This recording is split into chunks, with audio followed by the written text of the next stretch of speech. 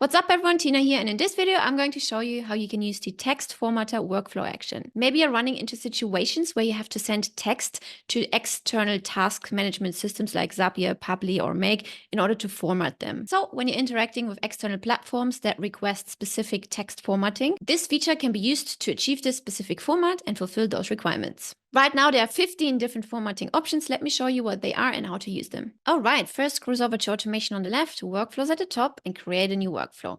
Once you're in the workflow, here we want to add an action. We're going to talk about the trigger in a minute, but let's add the action text formatter. Under action type, you can select one of those 15 different formats, which I've just mentioned, right? So you can select between uppercase, lowercase, title case, capitalized default value. You can even trim and make text shorter. You can trim white spaces. You can replace text. You can find specific values. You can ask it for the word count, the length. You can split text, remove HTML text, even extract emails or extract URLs. For the last two, please note it always attracts the first email in the text and the first URL in the text. So for this use case, let's extract emails. Then you have to select a field, let's say message body, and hit save action. Now, why would you want to use the extract email feature? Let's say, for example, a customer replied. Let's take the trigger. Customer replied. Let's say reply channel Instagram DM, okay? So if they've sent a text including their email, the system will then filter out the email inside that text. So let's delete that for now.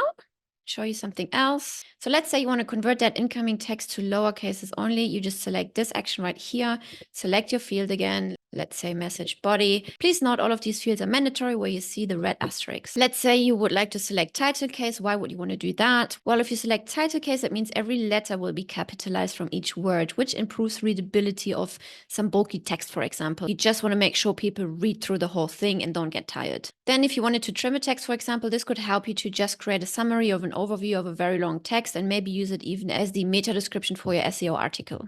So let's select trim, let's select the field. Let's define the maximal length for the SEO metadata, for example, is 155. This last field is not mandatory, but it means it can help you to remove characters from the beginning.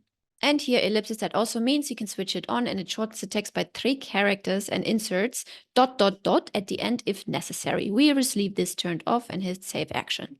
Another cool one is also find. If you want to find some keywords within a long text, again, select your field and then insert the keywords you would like to find. For example, booking or refund or any kind of trigger words that you need to pay attention to. In addition, actually, you can also put an if-else condition just below that. So let's add an if-else action right here. And here under the condition, you will also be able to find your text formatter action right here. I hope this helps and you will start using the new text formatter feature. I'll see you in the next video.